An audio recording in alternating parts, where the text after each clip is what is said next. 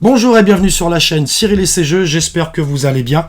Je reçois aujourd'hui, on réitère l'expérience de l'année dernière, je reçois aujourd'hui Olivier Chanry d'Asynchron. Salut Olivier. Bonjour Cyril. Ça va Olivier? Très bien. Tu as une chemise, elle est magnifique. Elle te va très bien au teint. Merci. Non. Quel look, le viking. Le viking, t'arrives tout droit du Valhalla et tu viens pas seul puisque tu es venu avec des boîtes. Ouais, je suis venu avec des exemples de réalisation, donc ça prouve que les choses avancent, lentement, mais elles avancent. Bon. Et donc là, effectivement, je suis venu avec des boîtes qui proviennent de l'usine qui fabrique Defcon One. Oui. Et je suis aussi venu avec ce qu'on appelle un blank Un black sample. De Falling Sky. C'est lent, On va y venir. c'est en retard. Je sais que tu as des choses à dire là-dessus, Olivier. On va voir ça dans le détail. Moi, j'ai envie qu'on commence tout de suite à parler d'un événement qui va se dérouler début juillet, 5 au 9 juillet, à Lary, juste à côté de Tours. C'est une convention. Explique-nous, Olivier, ce qu'on pourra y faire là-bas. C'est une convention de jeux, de société, d'histoire et de stratégie. Donc c'est assez large, hein. Et c'est un espace avant tout pour jouer. Voilà.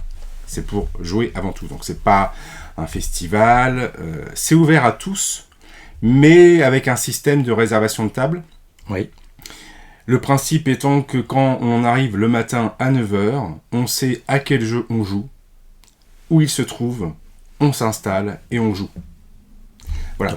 Donc ma promesse sur des gens qui prendraient des passes 4 jours, donc les passes stratèges, c'est de leur garantir qu'ils vont au moins finir chaque jour une partie d'un des jeux qui sont proposés, et c'est pas des petits jeux, c'est plutôt des gros jeux. Voilà. Donc au moins une partie finie par jour, mais en règle générale, de ce qu'on a vu l'année dernière, c'est que les gens faisaient 1 à 2, voire 3 parties, si on comprend, le soir. Ça, c'est vraiment top. Puis c'est vraiment une convention. La différence d'un festival, c'est vraiment le calme. On joue quand même à c'est pas du petit jeu, hein, donc on joue quand même à du gros jeu. J'ai eu l'occasion, moi, de le faire l'année dernière. Alors, c'est vraiment une expérience top. J'ai pas mal enchaîné, moi, les festivals cette année. Beaucoup comme animateur et aussi donc comme festivalier, hein, simple. Ça résonne pas, en fait. C'est vrai que la qualité de son pour les festivaliers classiques, c'est vrai que le bruit peut être très embêtant pour jouer à certains jeux, surtout du jeu assez lourd, assez expert. Là, les conditions d'insonorisation sont vraiment top. En plus, c'est climatisé. Au mois de juillet, il risque de faire chaud, donc. Si je puis me permettre. Oui. En fait, ce qui caractérise l'Asynchron, cette convention, c'est donc de garantir le fait de pouvoir faire des parties sur des jeux relativement sophistiqués, mais aussi de pouvoir jouer à des versions hors normes de ces jeux, puisqu'on a une version de successeur dont les figurines seront peintes cette année, n'est-il pas ? Grâce avec mes petites mimines, je vais peindre tout ça. C'est en cours. On a une version d'Hannibal de la même manière qui dispose d'un tapis surdimensionné et de figurines peintes. On a ta magnifique version de Mare Nostrum. Et puis on va avoir des choses XXL. On a de nouveau Wings of Glory avec ce grand tapis de 2 mètres de long. On va avoir aussi des consoles Square One avec un jeu qui s'appelle Les 4 Mousquetaires. Donc, on peut jouer à des jeux dans une ambiance qui permet de se concentrer. Donc on a vraiment des conditions de jeu optimum. En plus, les joueurs, c'est bien parce que les joueurs aussi sont habitués à du jeu expert. Donc les explications de règles, les parties s'enchaînent. Enfin, il n'y a pas de questions où ça avance pas. Enfin voilà, en gros, tout simplement, il n'y a pas de boulet, quoi. En fait, l'idée c'est ça. Il n'y a pas de gros boulet. On sait pourquoi on est là et ça joue. En fait, l'idée aussi, c'est dans l'absolu, les gens qui viennent, en fait, savent déjà jouer aux jeux auxquels ils vont jouer. Voilà. Ça n'empêche pas qu'on puisse aussi découvrir des jeux. Voilà.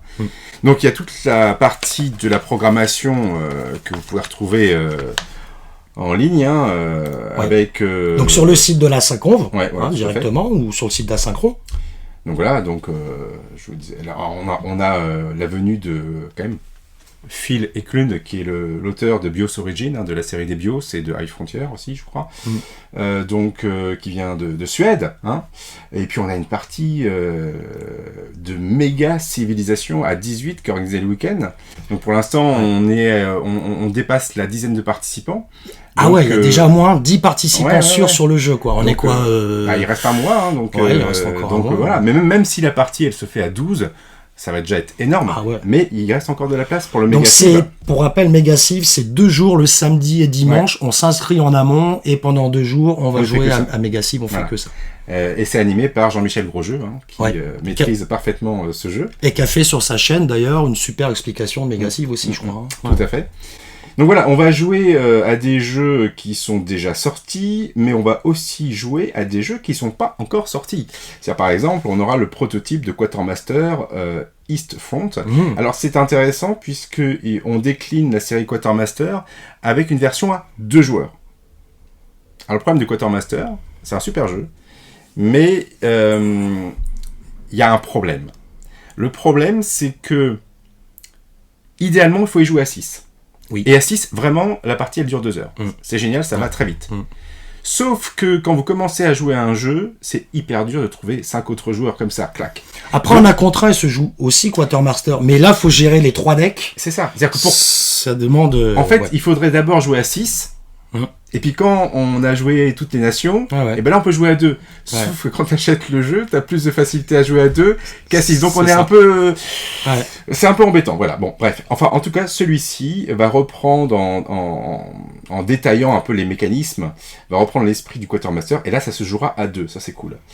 Donc voilà, ça c'est le programme. Il y a encore des choses qui vont arriver. Donc je peux dire par exemple aujourd'hui que la semaine prochaine, on communiquera sur le fait que Orléans Wargame, l'association Orléans Wargame viendra pour faire un tournoi de DBA, Debelis Antiquities, quelque chose comme ça, ou Debella Antiquities. Donc c'est du jeu de figurines, je crois que c'est du 15 mm, enfin c'est sur des tapis assez petits en tout cas, et donc ils feront une initiation le samedi après-midi, et ils organiseront un tournoi, mais ils seront en force, ils seront 5 ou 6, le soir, donc pour ceux qui viendraient de manière un peu spontanée, le dimanche, le samedi, eh bien ils pourront jouer aussi à ça. Donc du coup on aura en frontal cette année 3 jeux qui pourront possiblement accueillir des gens qui ne se sont pas inscrits pour jouer à des gros jeux comme Successor, Hannibal,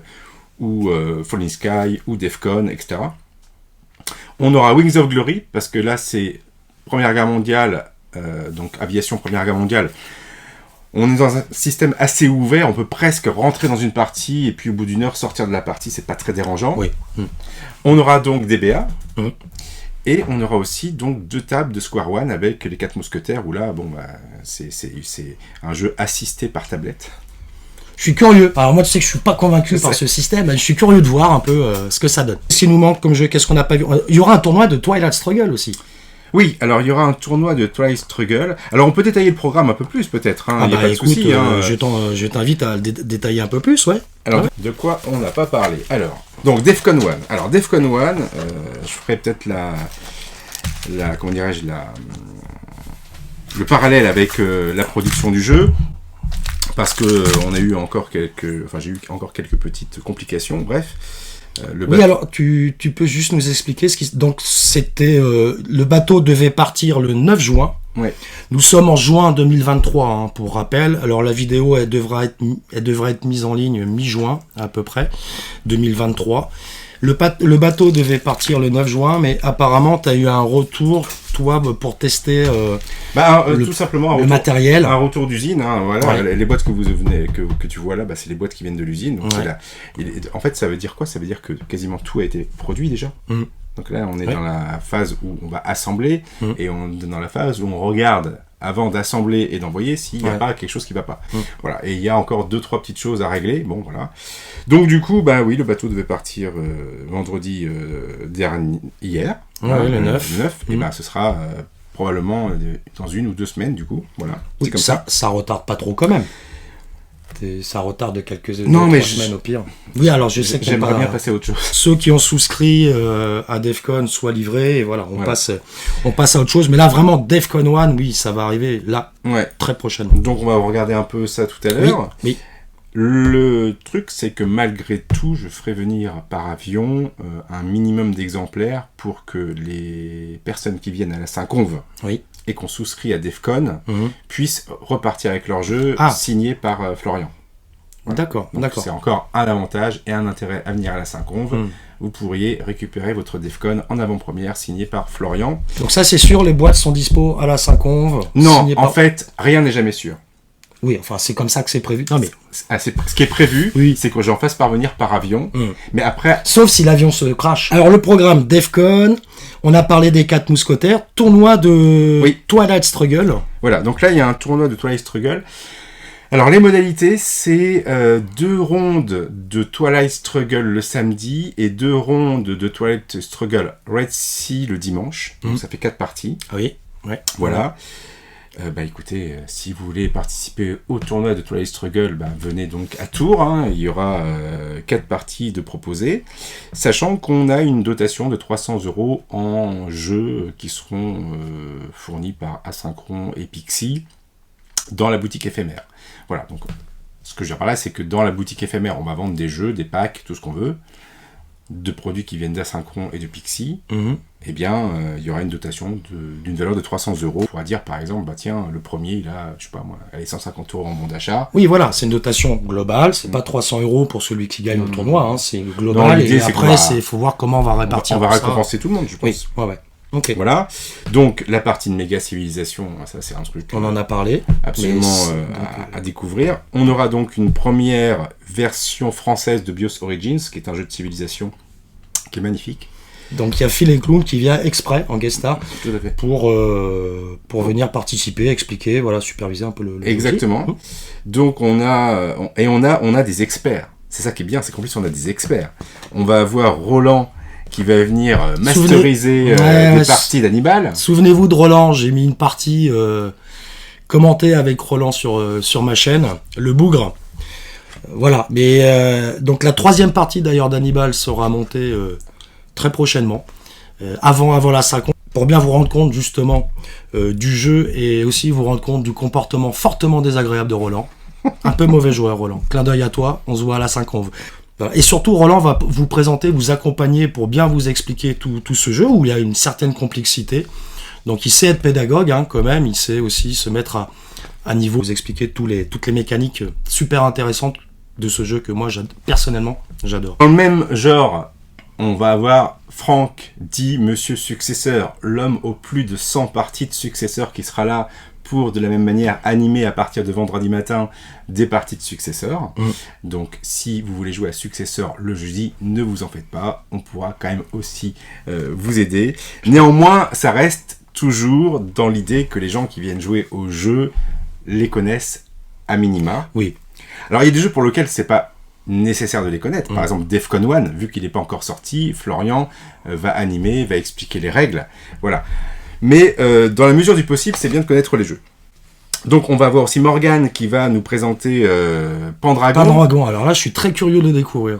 Dans la chronologie, dès que Falling Sky est achevé, je commençais à bosser sur Fire in the Lake. Donc Fire in the Lake, en gros, on a une première version des règles en français, on a une version assez aboutie des cartes en français, et on a une première version des aides de jeu iconographiées en français. Donc, en fait, le truc, c'est que on a l'impression que rien n'avance, parce qu'il y a des retards sur les livraisons, mais en vérité, il y a beaucoup de choses qui avancent, mais en trame de fond, si on veut. Alors ça, ce sera dans la 2e partie, on viendra en détail sur l'avancement des jeux. Moi, ce que je te propose, c'est de continuer le programme, et après, je suis venu avec mes œufs pourris et Tes tomates mes pourries. tomates salades pourries, D'accord, ça marche. et on va enchaîner sur la 2e partie de vidéo. On va voir tout ça en détail, Olivier, et là, Ok. attention, on va pas rigoler du tout. Ça marche. Donc là, Falling Sky. Après, on a donc dans la chronologie, on a donc Fire in the Lake, comme je disais, sur lequel il y a quand même des choses qui sont assez avancées. Et puis suivra Pendragon. Voilà. D'accord. Et donc là, on va le présenter pour la première fois avec Morgane, qui est son autrice. Mmh. On va avoir donc Simon et puis Cyril du Cirque Cyril Volant. du Cirque Volant qui vont présenter. Très beau prénom, hein, Cyril. Très, très beau. Wings of Glory. Falling Sky, évidemment, sera présenté. On aura aussi Orage d'Acier avec un scénario original qui sera présenté par Christian. L'avant-première de Quartermaster Général Eastfront. Enfin voilà, ça c'est pour le programme. Mare Nostrum aussi, que moi j'ai En version à 6 joueurs, là j'insiste. Hein. L'idée c'est qu'on va ouvrir des parties de Mare Nostrum, mais on va les ouvrir à 6 joueurs. Voilà. Et 6 joueurs, Mare Nostrum, ça rajoute... Alors il est très très bien équilibré à 5 joueurs hein, aussi ce jeu, mais à 6 joueurs ça rajoute encore quelque chose. On va jouer avec le playmat là dans sa totalité, et les Atlantes, j'aime beaucoup les jouer, elles ont un petit truc sympa. Elles sont très branchées Trirème. Donc voilà, 6 joueurs uniquement, les slots seront réservés uniquement pour des parties de 6 joueurs. L'année dernière, on était à la même date, à peu près à la même date, on devait être à 7 ou 8 inscrits. Et là, on approche les 45. Ouais. Donc du coup, c'est pour ça qu'on a mis une information comme quoi on va mettre en place une jauge, parce que pour conserver cette qualité, à la fois au niveau sonore, d'espace, l'ambiance un peu cosy, eh bien, en fait, on peut pas étendre les tables. Je veux dire, à un moment donné, on a une... Maximum, c'est quoi? C'est 60, grand max? Pour garder le confort de jeu. Oui, 60, 65. Sachant que là, je parle pas des animateurs, des auteurs, du staff. C'est-à-dire que si on rajoute tout le monde, on va peut-être être 80, 90. Donc ça commence à être beaucoup. Donc voilà. On va mettre en place une jauge. Donc pour ceux que ça intéresse de venir, je vous invite à prendre vos billets sur la billetterie de la Saint-Conve. Puisque quand on aura atteint la jauge, on dira que ce sera fini pour cette année. Ce que je peux vous dire, c'est que l'année prochaine, ce sera du 3 au 7 juillet. Donc, 2024. Donc. 2024, ouais. Voilà. Ok, voilà pour la Saint-Conve. Venez-y nombreux. Ceux qui n'ont pas encore pris leur billet, vous avez vu, il ne reste plus beaucoup de place quand même. Donc si vous avez envie de venir, on vous accueillera avec grand plaisir. Passons maintenant dans le détail au projet, aux livraisons. C'est parti. Commençons par Defcon 1. Qu'en est-il, Olivier, là-dessus? Donc ça, c'est un exemplaire de pré-prod, enfin de... Oui, c'est de production, c'est-à-dire que tous les éléments qui sont là sont produits. Oui. Et donc, la chose un peu nouvelle par rapport aux dernières images que j'ai pu montrer, c'est que là, la cale, elle est imprimée. Ah oui. Donc, tout de suite, okay. ça agrémente un peu le... Voilà. Et du coup, ça permet aussi de montrer, pour le rangement, les plateaux. Alors là, j'ai pas les plateaux double couche. Pourquoi ? Oui, pourquoi, Olivier, n'as-tu pas les plateaux double couche ? Et parce que justement, on a un petit problème sur les plateaux double couche, c'est que j'ai reçu des plateaux double couche qui étaient plats. Bon. Jusqu'à là, tout va bien. J'ouvre les boîtes pour les laisser un peu respirer, voir le matos, contrôler. Et puis, 2 heures plus tard, mon plateau, il avait fait poum. Ouais, pas bon. Et ça, t'as pas moyen de les... Enfin, tu peux pas les récupérer, et puis même, faut éviter ce genre de trucs, parce que parfois, ça arrive, on peut les récupérer. Non, et c'est simplement qu'apparemment, il a été fait un peu à la va-vite, collé un peu à la va-vite, et il n'y a pas eu le temps de la presse dessus. Il a été envoyé comme ça, voilà. Oui, ok. C'est embêtant parce que l'usine a beau me dire, oui, mais pour la fabrication, ce sera pas comme ça. Moi, j'aurais bien aimé recevoir un exemplaire où c'est juste... pour être sûr. Oui. Qu'il n'y ait pas de déçu par rapport à la qualité du plateau. C'est ça, donc voilà. Donc du coup, là, j'attends un autre envoi dans lequel il va y avoir notamment les plateaux comme il faut. Ouais. Donc c'est pour ça que je les ai pas emmenés, mais ils viennent se ranger là. Voilà. Ok. Voilà. Sachant que les meeples, alors je vais en parler tout à l'heure, mais les meeples sont des meeples qui viennent avec la boîte Deep Dive. C'est-à-dire que quand vous jouez avec la boîte de base, vous avez des pions. Voilà. D'accord. Okay. Mais par contre, quand vous avez Deep Dive, et tous ceux qui ont souscrit ont les deux, évidemment, vous avez les meeples, les jolis meeples. Voilà. Quand vous triez tous vos meeples pour les mettre dans un sachet à la couleur du bloc, plus les cartes, etc., en fait, ici, il y a la place de tout mettre. Ouais. Et puis par-dessus, vous mettez le plateau, les règles, et voilà. Donc en fait, tout peut rentrer là-dedans. Voilà. Donc ça, c'est la boîte. Okay. Et alors, ce que je voulais notamment montrer, et c'est vrai que je suis assez content, et Florian est très content aussi, tout le monde est content, c'est bien. Tant mieux, voilà. Si tout le monde est content. C'est vraiment la qualité, enfin toi tu peux le juger, parce que à la caméra, on le verra pas. Mais la qualité, la qualité, le fait que les couleurs choisies s'harmonie vraiment bien entre le bois, le carton, les cartes, le plateau. C'est une belle cohérence esthétique, clairement. Voilà. Et c'est vraiment chouette, ça. Ah, j'adore. Defcon 1 a fait une partie il n'y a pas si longtemps. C'est un super jeu, Defcon 1. Que j'aurais pu gagner, d'ailleurs, mais bon. Il manquait ça. Donc voilà, on a encore quelques petites contrariétés de dernière minute et comme je le dis, ça devrait arriver incessamment sous peu. Voilà, c'est comme ça. Parce que le bateau, quoi, faut compter un mois et après le hub, le dispatch, oui, bah là, ça va être fin juillet, clairement. Pour que les joueurs reçoivent leur jeu, donc fin juillet. Sinon, on a dit, pour ceux qui viennent à la Saint-Conve, vous pouvez récupérer votre jeu directement à Tours. Ok pour Defcon 1, bon bah ça... on touche au but, on touche au but. En tout cas, ça valait le coup d'attendre parce que ce jeu c'est une tuerie. Alors moi je vois CO3 Series, c'est-à-dire que ça, CO3 Series, c'est le système de jeu, comme il y a les systèmes coin, le CO3 c'est quoi? C'est le système de jeu, c'est ça? Parce que je vois sur la boîte là. Exactement. CO3, Exactement, ça veut dire que dans les cartons, nous avons, avec Florian, un jeu, voire 2 jeux, qui vont avoir un ADN commun. Même ça reprend un peu les mêmes mécaniques que enfin, grosso modo, quoi. Ça, on retrouve certaines mécaniques. On est dans Non. Non, je pense qu'on peut dire qu'on est dans le même esprit. D'accord. C'est moins un coin. Un coin, il a vraiment un système mécanique qui lui est propre. Le fait du tour de jeu, comment il est géré par des pions et l'ordre des icônes sur les cartes. Ça, c'est vraiment propre à la série. Sauf dans la version A2. Parce que dans la version A2, c'est un autre système. Mais c'est uniquement Colonial Twilight, je crois, qui se joue à 2. Les autres, c'est forcément 3 ou 4. Bon, bref. Donc là, on n'est pas sur ce type de série, mais par contre, ça reprend vraiment l'esprit qu'il y a dans Defcon, le côté asymétrique, etc. Et ce que je peux vous dire, c'est que un des 2 prototypes sera présenté en off à la 5 ans. Parce que ce que je n'ai pas précisé, c'est que durant la journée, donc on a le système des tables, les gens sont inscrits à des tables, donc ils arrivent le matin, ils jouent, pause du midi, ça continue l'après-midi, soit sur un autre jeu, soit on poursuit la partie.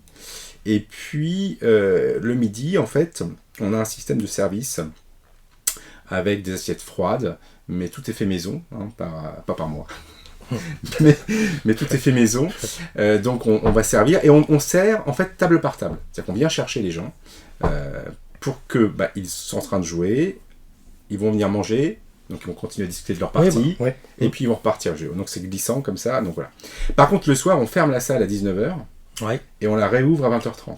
D'accord. Donc là, c'est chacun dîne où il veut le soir. On aura malgré tout un partenariat avec la Rock Area qui se trouve pas très loin. Donc il y aura une formule, mais surtout un service privilégié. C'est-à-dire qu'en fait, si vous venez avec un pass de la Saint-Conve, vous passez en priorité pour manger dans le cadre d'une formule. Ce qui fait que ça vous garantit que si vous y allez à partir de 19h05, 19h10, à 20h30, vous êtes rentré pour jouer. Le soir, c'est off.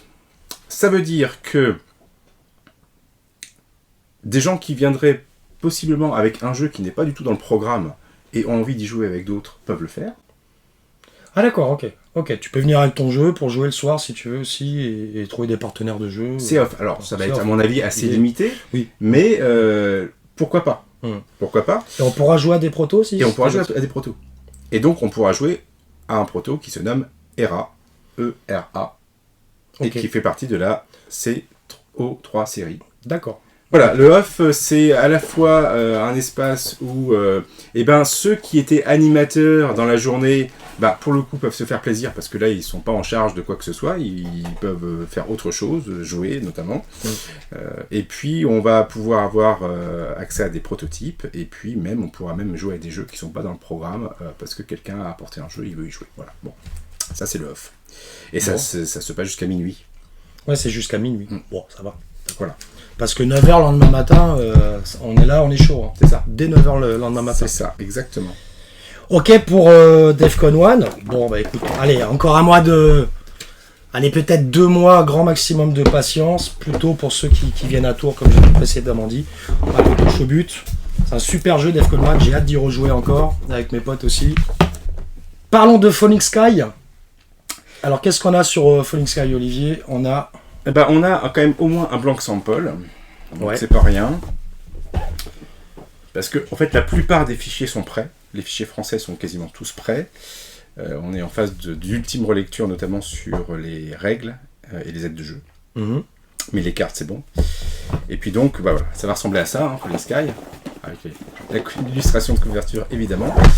Et puis, à l'intérieur, c'est pareil, j'ai fait un petit bidouillage. C'est-à-dire que ça, c'est mes protos à moi. Oui. Alors, juste pour rigoler, ça, c'est la version d'origine. Ouais. Hop, ça, c'est la version d'origine. Et ça, c'est la version... Ta version, toi? Voilà, la Ok. version synchron. Ouais. Voilà. Donc toi, tu as remis une iconographie aussi, c'était pas qu'une simple traduction quand même, tu as refait des choses de ton côté. Non, en fait, je vais parler d'adaptation. C'est une adaptation, c'est ça. C'est pas que juste une... Je pense que le terme, il est vraiment propre. C'est une adaptation, comme au cinéma, par exemple. On va pas... C'est pas juste une translation, au sens mécanique, une translation en français. C'est une réelle adaptation. On a fait des améliorations, par exemple... Dans la version initiale de GMT, tu as... donc c'est un jeu, je crois que j'ai pas pris les cartes. Non, j'ai pas pris les cartes. C'est un donc System Coin. System Coin, tu as des cartes qui, te dit dans quel ordre les factions vont jouer, et dans lequel tu as des événements. Et tu as souvent 2 événements, entre guillemets, opposés. C'est-à-dire que tu as un événement qui est plutôt favorable pour 2 des factions, et un événement qui est favorable plutôt pour 2 autres factions. Voilà, donc déjà nous on a mis une identification pour que visuellement, tout de suite, ah ok, donc ça c'est plutôt favorable aux Romains, sans avoir à se poser de questions. Voilà. Et on a ce qu'on appelle des capacités. Donc l'événement, tu le joues, tu appliques les effets, fin de l'histoire. La capacité, c'est permanent. C'est-à-dire qu'en fait, tu vas rajouter une capacité à ta faction. Genre les catapultes, ça te donne un effet que tu peux utiliser après plus tard au fil des tours qui s'ensuivent. Et dans la version initiale, tu as des petits jetons grisés ou pas grisés. En fait, le truc c'est que quand tu as une capacité, elle est souvent associée aux 2 événements. Et selon que tu veux prendre ça ou que tu veux prendre ça, tu as un système de couleurs. Et donc, dans la version de GMT, il faut que tu gardes la carte quelque part devant toi. Et puis, tu as un petit jeton que tu vas poser du bon côté sur la carte. C'est pas d'une ergonomie folle. Et donc, nous, on a remplacé ça par des tuiles. C'est-à-dire qu'en fait, quand on récupère une tuile avec une capacité, la capacité, en fait, est... Donc, c'est cette partie-là, les tuiles ici. Ouais, c'est ça. Tout ça, c'est les tuiles. Donc, de ce côté-là, c'est soit la partie haute, et de ce côté-là, c'est la partie basse. En fait. Voilà. Et donc, du coup, plutôt que d'avoir à conserver les cartes, ça prend de la place. Là, on va simplement prendre la tuile. Pour rappel, et voilà. Et puis, on la met sur son plateau, et puis on sait... voilà. Donc ça, c'est le petit genre d'amélioration. Petite ergonomie en plus. L'autre chose aussi à préciser, et c'est ça qui a fait aussi que... Donc là... Qui peut le plus, peut le moins, mais des fois, vaut mieux faire le moins.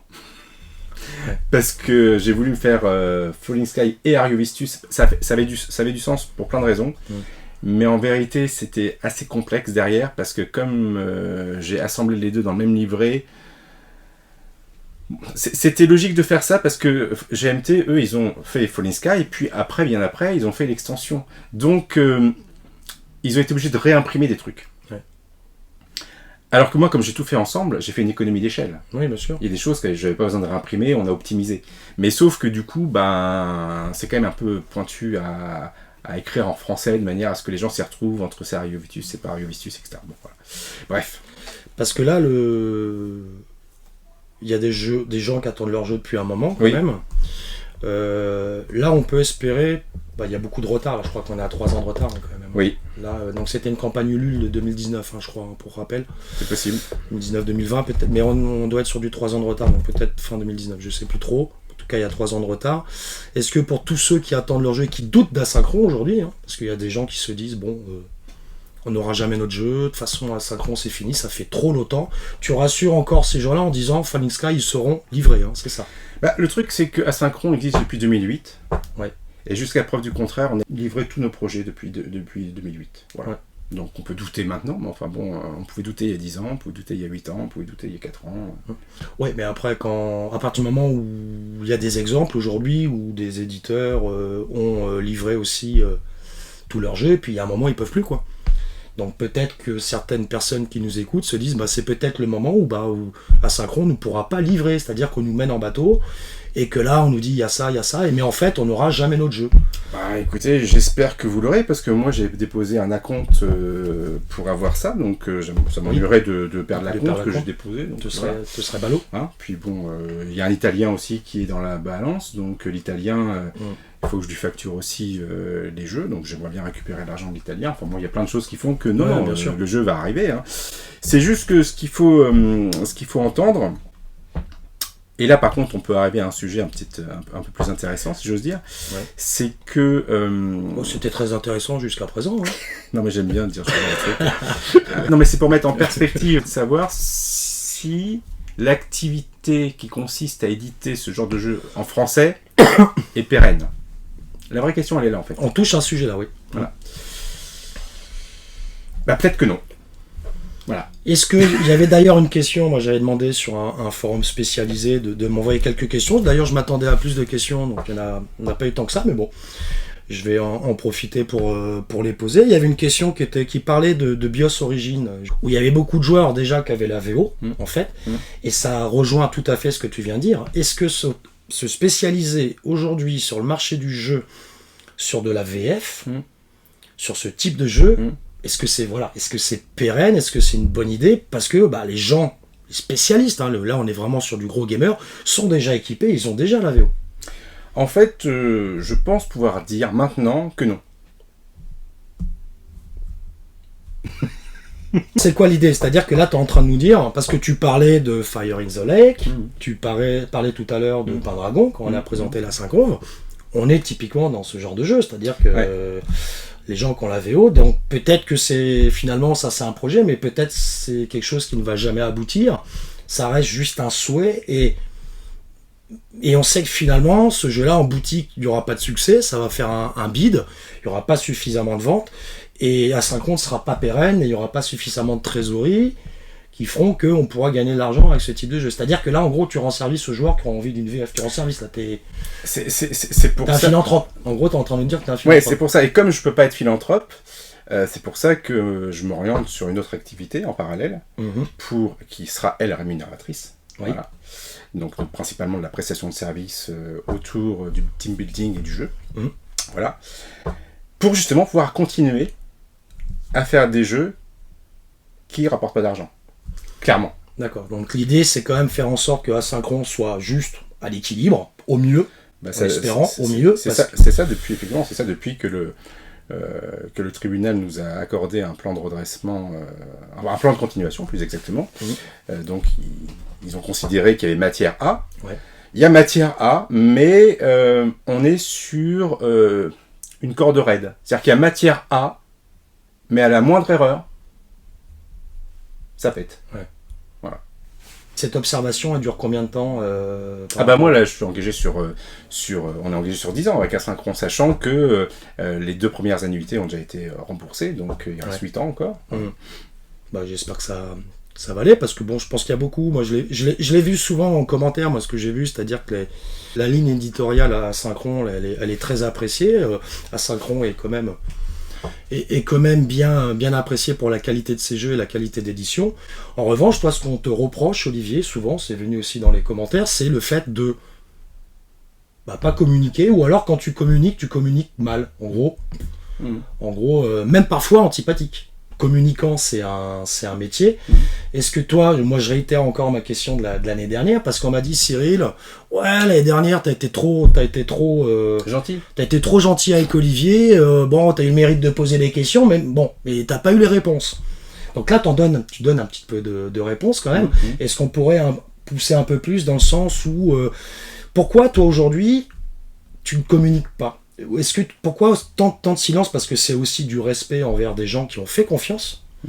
Et pourquoi il y a cette absence de communication, ou si peu de communication C'est parce qu'il n'y a pas que des trolls ou des mauvaises personnes. Hein. Alors il y en a, hein. Il y a des fous furieux. Je peux répondre alors. Ah, oui, tu vas répondre, mais juste je finis. Pourquoi tu communiques aussi peu? Parce qu'il y a des gens qui sont sérieux, qui attendent et qui se disent je comprends pas ce qui se passe. Oui, sachant que la majorité comprend. Oui, mais même s'ils comprennent, ça n'empêche pas de les informer. Tout à fait. Mais pas parce qu'on comprend qu'on doit pas être informé. Ce qui est important, c'est quand même d'avoir en tête que, en fait, la majorité comprend. On est toujours dans un schéma où ce qu'on entend le plus, c'est des petites minorités. C'est toujours comme ça, en toute chose. Voilà. Donc, à partir de là, moi, la communication, j'ai pas les ressources pour faire une communication qui raconte rien. C'est-à-dire que j'ai pas les ressources, j'ai pas l'envie de dire, eh bien, écoutez, on n'a rien à vous dire. Voilà. Ça a été ma stratégie depuis le début et ça la restera jusqu'à la fin. Ouais, mais entre pas communiquer, si toutes les semaines... Mais le fait est, c'est qu'on a rectifié le tir. Je crois pouvoir dire qu'on a rectifié le tir. On a fait des updates sur Defcon. Ouais, dernièrement, oui, c'est vrai, mais c'est encore... C'est peu, quoi. Moi, je me mets à la place des pledgers, même s'il n'y a rien à dire, en disant... je sais pas, un petit... ça suit son cours, on pense à vous, on est toujours vivant, la lumière n'est pas éteinte, enfin un petit... même s'il n'y a pas forcément beaucoup d'informations. Le type qui est vraiment intéressé par Asynchron, s'il suit l'Insta et s'il suit le Facebook, il n'aura pas une semaine où il n'y a pas une publication. Donc ça veut dire qu'Asynchron est toujours en vie, ça veut dire qu'il se passe des choses. Voilà. Et moi, je communique quand j'ai des choses à dire. C'est ma politique. Après, ça, on aime, on n'aime pas, mais c'est comme ça que je fais. Là, tu communiques aujourd'hui. Hein. Tu communiques via cette vidéo aujourd'hui. Pour en revenir vraiment à Falling Sky, on a fait une petite aparté Asynchron, pour y revenir tout à l'heure. Pour en revenir à Falling Sky, donc, est-ce que on peut dire que premier semestre 2024, les backers auront leur jeu, ou c'est encore trop tôt? Alors, mon objectif, c'est que Falling Sky soit livré avant la fin du 3e trimestre 2023. Ça, c'est mon objectif et il est réalisable. Voilà. Il est réalisable, sérieusement? Ah oui. Ben non, mais encore une fois, voilà. La compte a été versée. Ouais. Donc là, on est en train de regarder les fichiers. Tous les fichiers français sont prêts. Et là, j'attends les premiers fichiers italiens. Voilà. Et simplement, je voulais d'abord en finir avec Defcon. Il y a 2 updates qui vont être faites. La première sur Defcon, c'est dès que j'ai une date à annoncer pour le bateau, je vais faire une update en annonçant une date pour le bateau pour Defcon. Et suite à ça, je vais faire une update sur Falling Sky pour expliquer que comme Defcon est sur le bateau, maintenant, je me concentre particulièrement sur Falling Sky pour avancer de manière à ce que je l'ai. Il me le faut, moi, de toutes les manières, que je ne dise pas de bêtises. Il me le faut fin septembre, quoi, absolument. Là, on espère. Voilà. Dire pour à peu près la 150 millième fois que je suis content que vous espériez, mais comparé à moi, vous imaginez même pas à quel point je l'espère 150 000 fois plus. Parce qu'en vérité, chaque jour de retard, c'est une perte d'argent. Chaque jour de retard sur un projet de financement participatif, ça met en péril l'avenir de la structure. Voilà. Donc pour moi, c'est encore presque plus important que de livrer. Ça va de soi qu'on va livrer. Mais ce qu'il faut bien comprendre, c'est que d'un côté, on a la frustration de quelqu'un qui ne reçoit pas sa souscription, et c'est logique d'être frustré parce qu'on l'attend. Hein, moi aussi, quand je souscris à quelque chose et que je ne le reçois pas, ça m'énerve, j'aimerais bien le recevoir. C'est logique.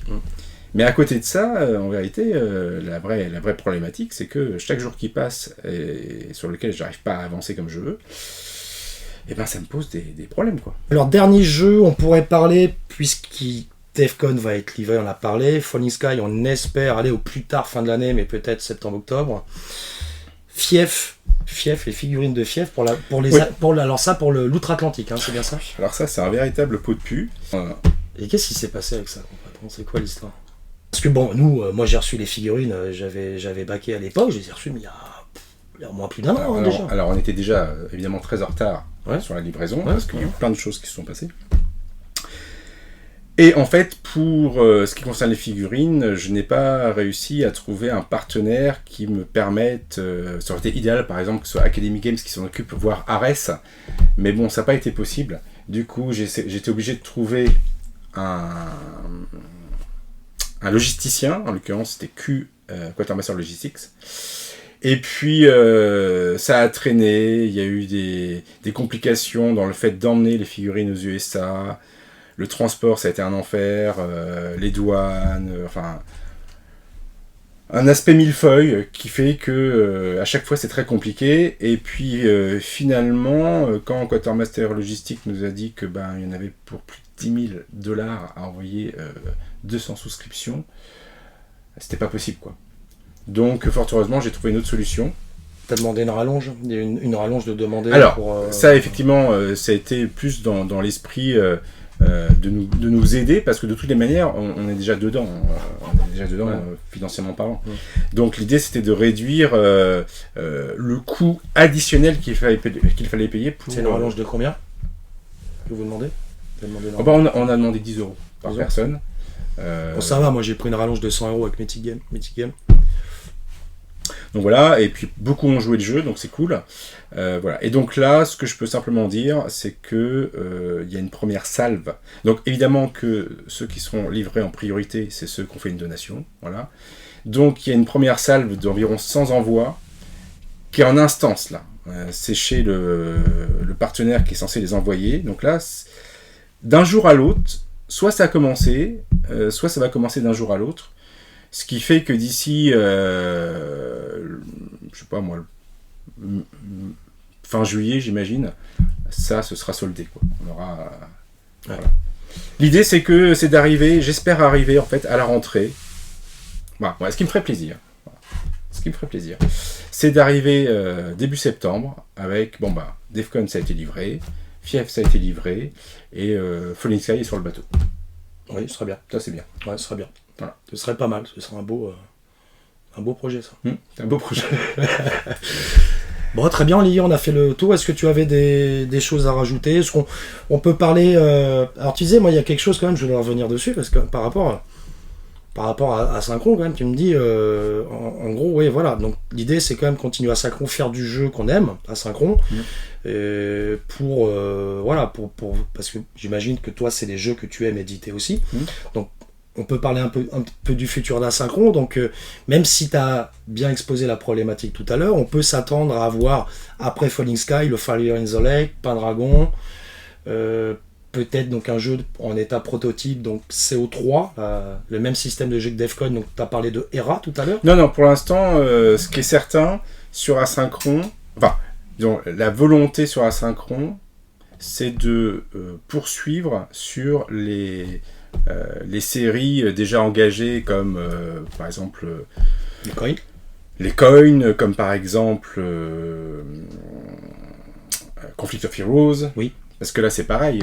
En parlant de Conflict of Heroes. Ah oui, j'ai la bataille de France. Il y a une personne qui me posait la question, à quand le livret de scénario d'il y a 9 ans du réveil de l'ours? Peut-être jamais. Sérieusement? Voilà, ce sera peut-être la seule chose qu'on n'aura jamais livré sur Asynchron. Ouais. Ce livret de scénario bonus. Je sais pas si c'était un truc. C'était pas le cœur du truc. Alors en fait, ce livret existe. On l'a vachement retravaillé. Il existe. C'est Pascal Toupy qui est l'auteur de ça. En fait, on a une campagne solo. Et puis je lui ai demandé, ou on a travaillé ensemble, je sais plus trop maintenant, mais en fait, on a dupliqué cette campagne solo pour la convertir en multijoueur. Ouais. Donc on a un livret dans lequel on a 4 missions solo. Ouais. 4. Et t'as pas moyen de la mettre à dispo en PDF, un truc? Y a pas un moyen, moi, pour ceux qui... Ce qui se passera, c'est qu'à un moment donné, si je vois qu'il n'y a pas d'autres alternatives, c'est ce que je ferai. Bon, c'est ce qu'il faut faire, je pense, puisque ça devient compliqué, on voit la problématique, mais dans ces cas-là, au moins ne serait-ce que pour tenir la promesse, aussi vieille soit-elle, au moins la mettre en PDF à dispo pour ceux qui attendaient. Oui, mais avant de faire ça, j'aimerais bien pouvoir... on ne peut pas vouloir qu'un éditeur propose des jeux intéressants et ne pas souhaiter qu'il gagne un peu d'argent aussi. Non, mais je sais. Et il y a un manque à gagner, notamment sur Conflict of Heroes. On me demande chaque semaine quand est-ce que revient le réveil de l'ours. Donc si je reprinte le réveil de l'ours, ce serait cool, par exemple, de reprinter le réveil de l'ours et puis de faire une petite... précommande, j'en sais rien, et puis dans ce cas-là, se livrer, déjà on le livre à ceux qui sont censés l'avoir, et puis en plus on le propose à ceux qui veulent découvrir la série. Bon, dans la même perspective, j'ai la bataille de France. Mm. Le proto, on l'avait l'année dernière à la Saint-Conve. Cette année, je ne sais pas si je vais le mettre, mais on a la bataille de France pour Conflict of Heroes qui est dans les cartons. Mais ça dépend pas de moi, hein, ça dépend d'Academy Games. Pour le coup. Sur Asynchron, l'idée c'est de continuer sur les séries déjà ouvertes. Après, pour le reste, l'incertitude qui pèse sur l'avenir d'Asynchron étant liée à des considérations bassement économiques, c'est-à-dire qu'il faut gagner de l'argent en vendant des jeux pour payer ce qu'il y a à payer, c'est-à-dire principalement de rembourser les annuités du plan. Puisqu'il y a quasiment plus de charges sur Asynchron. Quand on regarde la problématique aussi, là je vais parler distribution, enfin boutique, hein, quand on regarde la problématique des linéaires et toutes les références qui sortent, clairement, est-ce que tu trouves, toi, les jeux Asynchron, est-ce que tu trouves, ils sont représentés quand même à minima, mais ils ont du mal à se vendre en boutique quand même, c'est compliqué. Les chiffres sont durs, non? C'est pas... les chiffres sont catastrophiques. Donc, les jeux ne se vendent pas. Clairement pas. Ce genre de jeu, du moins.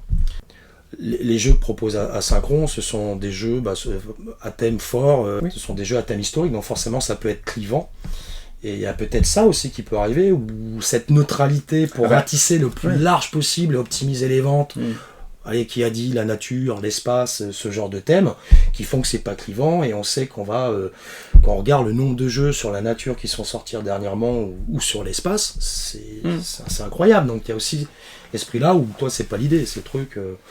Donc, on sait qu'on est sur un marché qu'on va qualifier de niche, ça on le sait bien. Niche de la niche, quoi. Ouais. On est sur un marché de niche, gros jeu, quand même, jeu expert la plupart du temps, et encore en plus de ça. Je sais pas ça, je sais pas. Historique, quoi. Pour moi, on est sur un marché de niche qui sont les jeux experts, on va dire. Parce que un jeu expert, qu'il soit historique ou pas, ça reste un jeu relativement complexe. Faut trouver les joueurs. Oui, mais regarde dernièrement, ou qui buzz à fond, par exemple Earth, qui est quand même un jeu expert, le thème de la nature. C'est un jeu expert, ça. Oui, c'est un jeu expert, quand même. Ouais. Quand même. Ça me semble vachement plus simple qu'un successeur, quand même. Ah oui, c'est pour ça que je te disais niche de la niche. Ah oui, dans ce sens-là. Quand je parle, pour moi, un peu comme les... Oui, non, mais c'est parce que on a le familial, l'initié. Oui, mais tu dis, toi tu dis niche de la niche, alors que moi je considère que c'est pas un jeu expert. Donc voilà, c'est une question de point de vue. C'est ça. Si on regarde les jeux experts, un jeu expert, c'est un jeu expert. C'est un jeu velu, hein, on peut dire ça comme ça aussi. Donc un jeu comme ça, qu'il soit historique ou pas, dans tous les cas de figure, il faut de l'investissement, il faut lire les règles, etc. Parce qu'un jeu expert d'1h30, voilà, 1h30, 2 heures, c'est déjà un jeu expert, par exemple. L'avantage d'un jeu historique, c'est qu'il n'est pas sujet à la mode. Non. Ouais, c'est ça. C'est un classique. C'est ça. C'est-à-dire que tu reviendras toujours. Un jeu comme Hannibal, par exemple, je pense que tu n'en verras jamais la fin. Non, mais Hannibal, de toute façon. Hannibal, c'est Hannibal. Par exemple. Non, mais j'en ai plein d'autres. Ouais, non, mais voilà. Mais de toute façon, ce jeu. Mais voilà. Donc voilà, en distribution, c'est vrai que ça marche pas beaucoup. Je pense que c'est lié au marché. Parce que on est quand même dans une frénésie, quand même, toujours de nouveautés. Ouais. Et là, on voit quand même des soldes.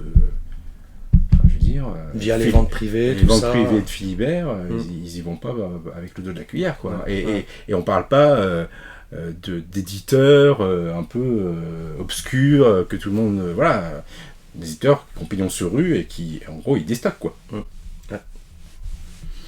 Donc, quand on voit une boutique, alors c'est drôle, j'ai été dans une boutique du côté de Saint-Étienne, et cette boutique, c'est la caverne d'Ali Baba. Mais littéralement. C'est-à-dire que tu rentres dans la boutique, tu as comme un petit sentier qui fait ça. Au milieu, tu as un tas de jeux. Et partout, tu as des tas de jeux. Mais littéralement, des tas de jeux. Gros bordel. Je sais pas comment le mec fait. C'est quoi l'idée ? En tout cas, c'est... Peu importe. Ouais. Moi, je trouve ça rigolo. Ouais. Et puis, le mec, il s'y retrouve. Et puis, ça donne un petit côté comme ça. Caverne d'Ali Baba. Caverne d'Ali Baba, ouais. Bref. Et je vois... sur une étagère, là, un exemplaire, devine de quel jeu, d'Asynchron. C'était lequel ? Lequel ? L'Aéropostale. Ah oui. 2012 ou 2013. Ouais. Voilà. Donc c'est rigolo. T'étais co-auteur de ce jeu, l'Aéropostale, d'ailleurs. Mais pour dire que c'est vraiment la caverne d'Alibaba. Voilà. Mais pour dire que tu vois, des jeux qu'Asynchron édite, de toutes les manières, une boutique standard, elle va prendre un exemplaire de quelques-uns des jeux, dans tous les cas de figure, si tu veux. Des boutiques qui vendent des jeux qui sont en capacité à avoir une audience, un public, qui achèterait des jeux que l'on édite. Moi, je suis intéressé d'avoir des retours là-dessus, mais moi, je l'estime à 150 boutiques en France. Et je pense que je suis large. Je pense que tu en penses. Ouais, 150, ouais, c'est déjà pas mal. C'est déjà pas mal. C'est déjà pas mal, ouais. Même très bien. Bon. Et bah, ces 150 boutiques, on est d'accord qu'elles vont pas prendre 6 Defcon. Ah bah non. Elles vont en prendre 1, voire Ouais, 2. 2 peut-être. Ouais. Voilà. Donc 2 fois 300. Ouais. Pardon, 2 fois 150. 2 fois 150. Ça fait 300. Ouais. Donc je tirais 300 Defcon. C'est pas le TTMC ou Skyjo, hein. Donc je vais demander à imprimer 300 Defcon en Chine, que je fais rapatrier par bateau pour fournir les boutiques. Donc si tu veux, obligé de passer forcément par une. Mais pour ce type de jeu, je pense qu'il n'y a pas le choix. Je pense qu'il n'y a pas le choix. Il faut passer par soit de la préco, soit de la campagne de souscription. Ou alors le jeu n'existe pas, tout simplement. Ou alors le jeu n'existe pas. Mais on en revient à la pérennité de ce type de jeu. C'est ça. Donc moi, ce que j'ai compris, j'ai mis un peu trop de temps à le comprendre malheureusement, mais ce que j'ai compris, c'est que je ne pouvais pas gagner d'argent avec ce type de jeu. En tout cas, moi, je ne sais pas faire. Et t'as jamais cherché à diversifier la gamme, à te positionner un peu plus sur du jeu, quitte à faire de l'édition aussi, hein. Tu sais faire l'édition, quitte à faire du jeu un peu plus familial. On a essayé, mais ça n'a pas marché parce que les gens n'ont pas compris. On a essayé avec l'Arbre. Oui, exact. Ouais. On a Guédelon aussi, qui est très bien dans le genre. Ouais. Mais voilà, les gens qui connaissent Asynchron, l'Arbre, c'est quoi ce truc? Ouais, on connaît Asynchron. Ah bon, pourquoi Asynchron fait ça? C'est ça. Et il a été trop difficile d'aller chercher des clients qui ne connaissaient pas Asynchron pour les convertir, en gros, pour leur faire découvrir cette gamme. Tout à fait. Tu vois, Rocketman, c'est un jeu quand même de Martin Wallace. Ah, c'est Martin Wallace, mince. Martin Wallace, hein, de Rocketman. Ah oui, c'est Martin Wallace. Oui, parce qu'on a eu aussi, rien à voir, mais on a eu aussi Thunderbird, de Matt Leacock. Oui, Matt Leacock, ouais. Parce que les deux auteurs, voilà. Bon, ça a été des succès plutôt confidentiels, et Rocketman, il a juste même pas marché en boutique. Ouais. Alors que c'est un bon jeu de deck building, et tu sais à combien il est? Il était bradé, moi je l'ai vu à 20 € sur des sites d'occasion. Mais d'origine, tu sais à combien il est ce jeu? Je sais pas, 40, 30 35 €. Ouais, 35.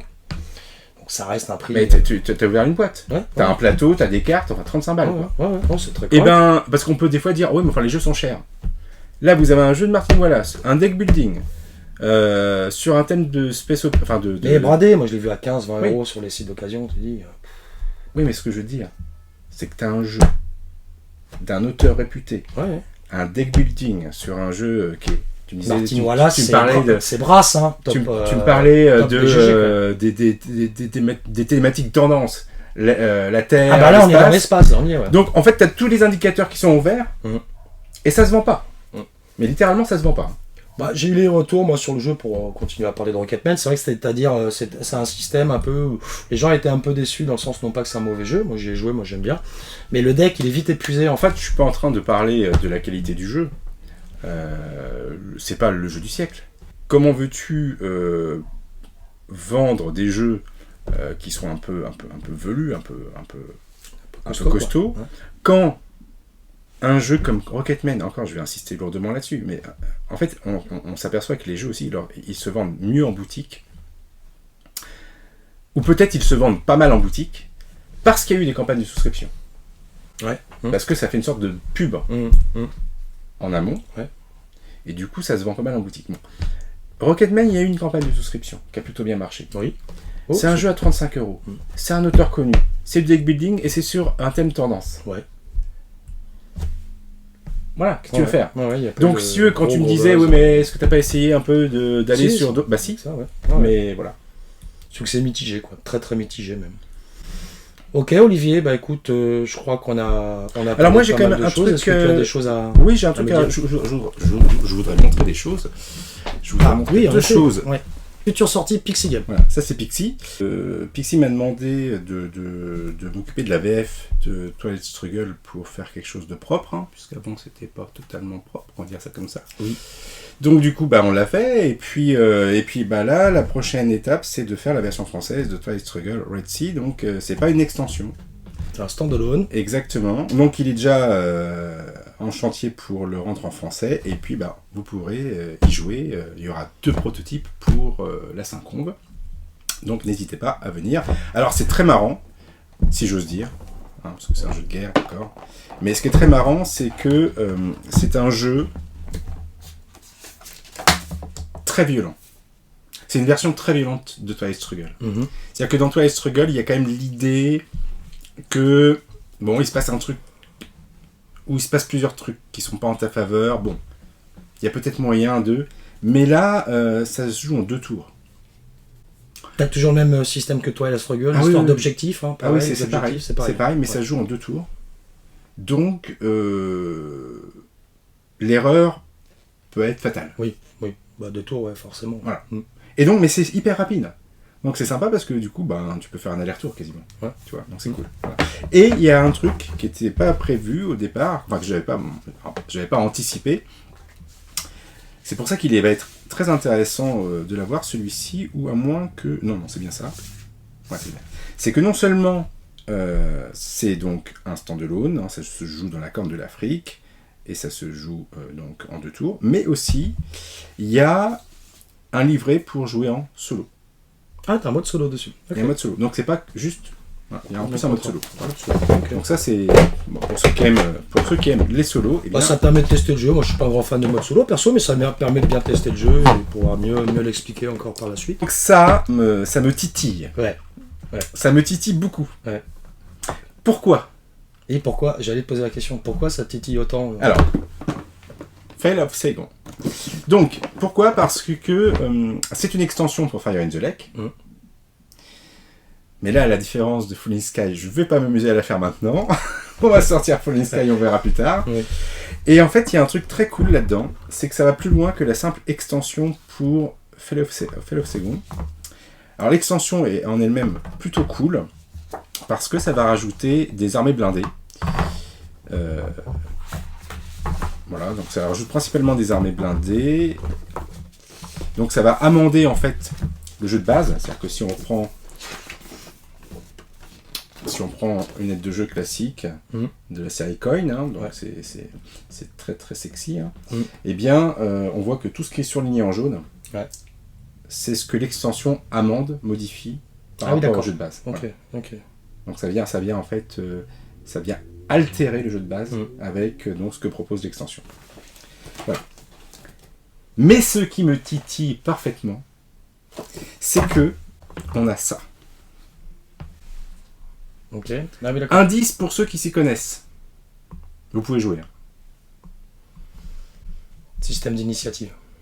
Oui, mais pour 2 joueurs. En fait, ils ont repris le système qui est utilisé dans Colonial Twilight. Et donc, dans l'extension, tu as aussi un scénario pour 2 joueurs. Et ça, c'est super cool, parce que du coup, tu vas pouvoir jouer à Fire in the Lake à 2. Alors, c'est un scénario spécifique, tu ne joues que 2 factions. Voilà, c'est ça. Et tu joues quoi comme faction ? 2 player only, et en fait, tu joues pas ni les Américains et ni le Viet Cong. C'est vraiment le conflit entre Viet Minh, et puis les forces régulières du Sud-Vietnam. Voilà. Donc ça, c'est super cool. Ouais. Et enfin, il y a 3 choses là-dedans. Hein. Une altération des règles de Fire in the Lake. Avec les blindés. Notamment avec les blindés. Et donc, il y a des nouvelles pièces. Le système, tu vois, spécialement pour 2 joueurs. Ça, ce sont les armées blindées, ça. Ouais, hein, ok, ça se reconnaît bien, t'as vu ? Ah oui, Le système de joueurs et l'adaptation de ce qui a été introduit avec Gandhi, à savoir, plutôt que d'avoir des organigrammes de folie comme on a encore dans Falling Sky, hein, et comme a priori on n'aura pas dans Pendragon, parce que dans Pendragon on aura ça, donc là ça introduit les cartes pour faire fonctionner les automates.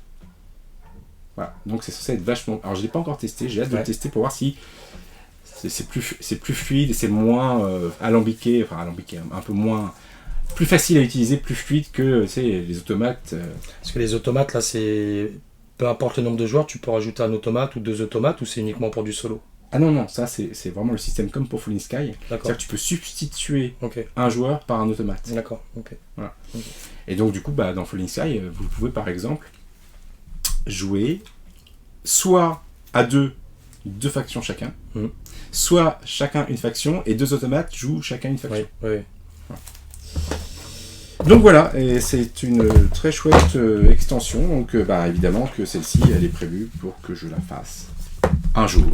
On est pas mal là. Et j'en ai encore d'autres, mais bon, je pouvais pas tout apporter dans ma caisse. Et donc voilà, j'espère qu'on a su répondre aux questions que vous posez, on a bien fait le tour. Ceux qui ont envie de venir, on vous donne rendez-vous à la Saint-Conve à partir du 5 juillet jusqu'au 9 juillet 2023. À la prochaine, à l'année prochaine pour une prochaine vidéo. Est-ce que Falling Sky sera livré l'année prochaine? Je te dis, mon objectif c'est que ce soit fait pour... Parce que là, on fait pas une autre vidéo sur Falling Sky, hein. C'est terminé. Tu vois, ce sera ma motivation. Si je veux refaire une vidéo avec toi, il faut que je livre Falling Sky. Ah oui. Merci à tous. Nous, on va aller se baigner. Il fait beau, les oiseaux chantent. À la prochaine. Olivier, bon retour. Et puis, je vous dis à très bientôt. Bye bye, ciao. Au revoir.